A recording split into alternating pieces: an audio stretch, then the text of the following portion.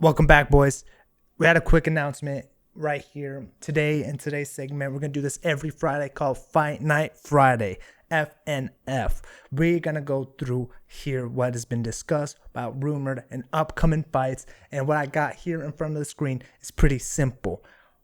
Right now, multiple news has just been dropped right now at this moment. Now, granted, there is an elephant in the room to be addressed with Dan Hooker, all right?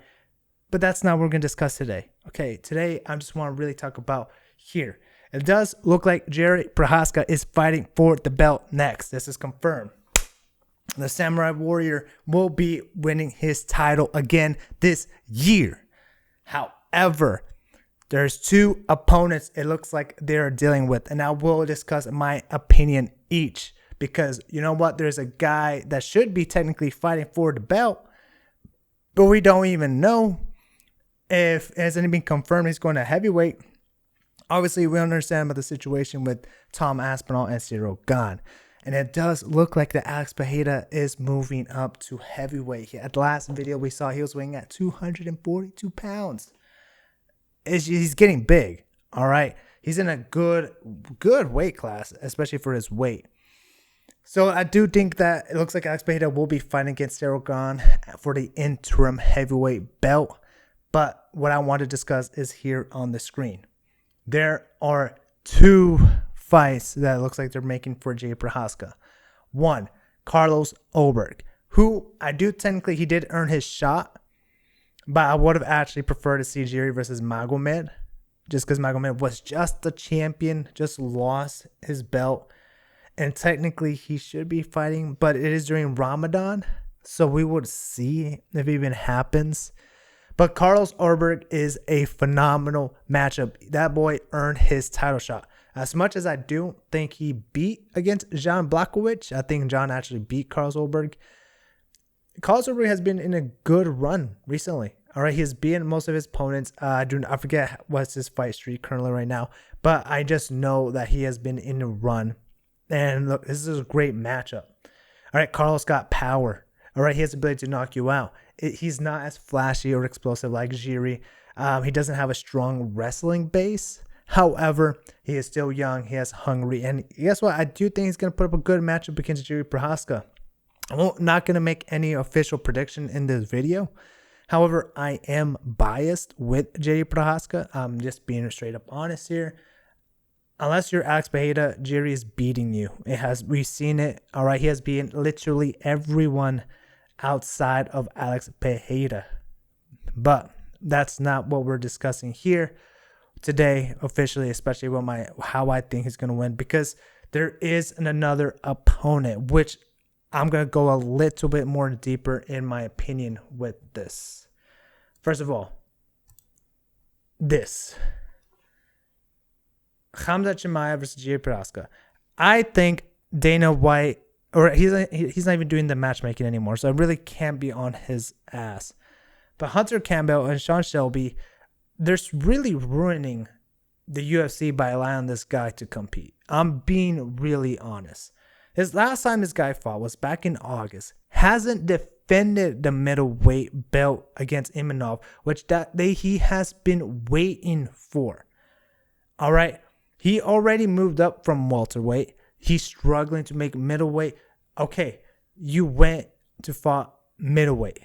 All right. You can't be allowing these guys to move up a weight class without defending it. Now, Islam has defended multiple times, breaking the record. Ilia Topuria has beaten Max Holloway and Alexander Volkanovski back to back. Those are legends. Khamzat, who has he beaten? All right, again, it was Robert Whittaker and it was EDP, but they're not in the same level as Alexander Volkanovski and Max Holloway. Robert Whittaker is not even a top 3 greatest middleweight of all time. DDP is not even top 4, top 5. I'm just saying. All right? And you can't allow Khamzat, who fights once a year, to just go up. He wants big fights. No. All right? I don't care. This fan base is extremely toxic. This is coming from a guy who I loved Khamzat from the beginning. Enjoyed his fights. He was quick. He was fast. But then he got sick, got canceled, run away so many canceled bouts, ruin an entire fight card when he couldn't make way against Nate Diaz, which in hindsight, he kind of, Nate Diaz walked away pretty much fresh and clean, because if he would have fought against Khamzat, it would have been over. We would have seen live murder. But again, I don't like this. Why are we rewarding people on poor behavior from a guy who only fights 1.5 years? All right. He hasn't defended his belt. He hasn't earned his shot to go up there into a 205 belt. Why are we giving him that? All right. It is absolutely absurd. Alex Pereira even defended or tried to defend a midweight before he went to light heavyweight. Remember that. He did fight against Izzy. Lost. Then he had to fight for the number 1 spot. He didn't go immediately for the belt. He fought against John Blachowicz. Remember that. There's a lot of the situations. This cannot happen. I just do not like this. Khamzat should be defending his belt against Imanov, who rightfully earned that title shot. And Jiri should be fighting against Carlos Ulberg. And if this generally happens, I do not know. I just don't like this. This is just not a good look for the UFC. Why are we rewarding this behavior? But moving on. Joshua Van is announced that he'll be fighting against Tatsuro Taira in his first title defense. This is good. He's moving on pretty quick in his title defense. Pantoja still has a little bit of time to heal up, come back, especially dislocating his elbow. So this is a good movement for the flyweight division. Again, compare. This guy fought earlier and he's already fighting against his own first defense. Khamzat hasn't even gotten any news. He's telling people don't want to fight me. It's utter bullshit. Really utterly bullshit. I don't like that attitude. What, are you scared you can't make 185? What are you doing most of your time? I always said this. Every champion should have a limit of 2 fights per year unless it's for medical reasons. You can't comply by that. You automatically lose your belt. I just don't believe you should be fighting once a year. It's just absurd. You can't be holding up the division like that. There's other people who are trying to get up to that spot. And as a champion, you are responsible for that. This is a good fight. Joshua Van versus Tatsuro Taira. Look, Tatsuro is in a run, man. And he could potentially beat Joshua Van. That dude is a dog. All right, look at his past performance, man. He's just been dominating his fighters. This is a good chance. One, because he could potentially become a star out in the Asian market. All right, this is a big push. But we will see, because Joshua Van is a dog. And early predictions, I'm going for Joshua Van.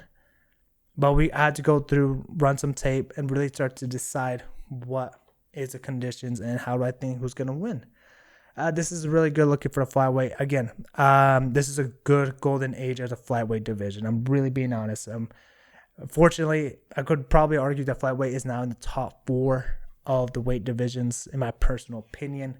This is a strong candidate, especially because after this, whoever wins this, most likely is going to face against Manel Kape before Pantoja comes back. And I don't know if he's going to get his belt back, especially he's a lot older, having that injury. But we will see. Now, the last segment of this video. Something I really want to talk about, and it was something that's really pissing me off. This right here. Why is this important? So Conor Benn, if you don't know boxing, he is not a star. He is not somebody with an absurd name or a high level caliber. However, this is what pisses people off. 8 figures pay for a 1-fight deal.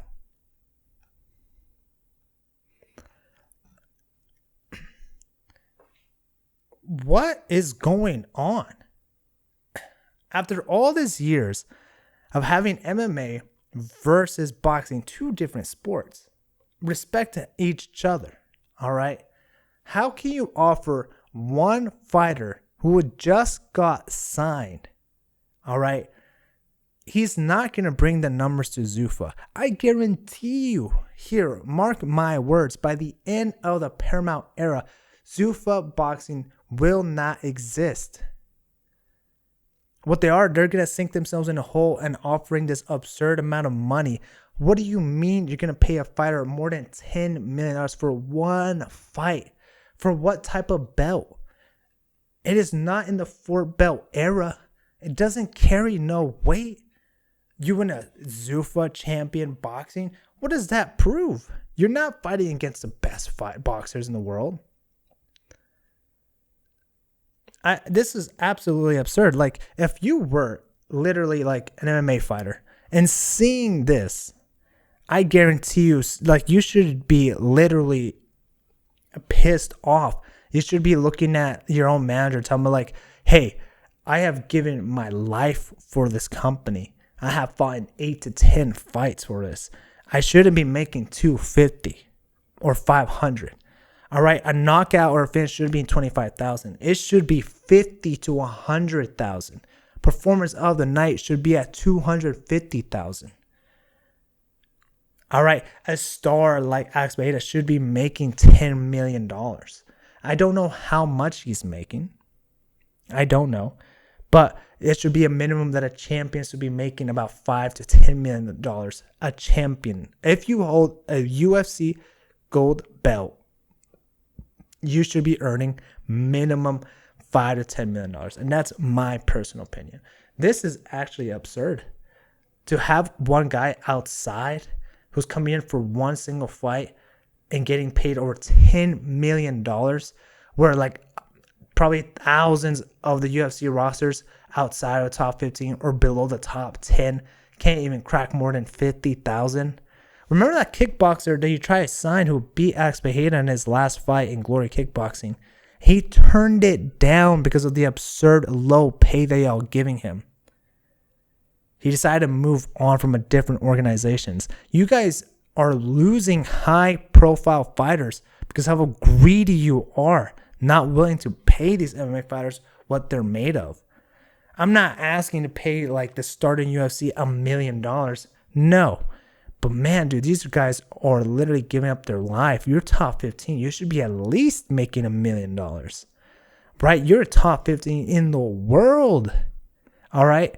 There's players out there who are benched second, third string in professional plays who don't earn a single minute making more money than an MMA fighter who is fighting 2 to 3 times a year, fighting 15 to 25 minutes. All right, this is absurd. I don't like this. And this is actually like signs, right, about Dana White, his own under the Turkish dude, and how much he's willing to risk his own company that he has built, UFC, to throw all in boxing, for which he has literally gone years talking down upon. And you're being a big joke in the boxing community. I don't like this, but this is kind of the news of Fight Night Friday. All right. I know it's just kind of a different segue. We have a fight coming out tomorrow. We'll be streaming it, and my reactions, we'll see how my picks go. But I do appreciate you watching the video. Like, comment, and subscribe.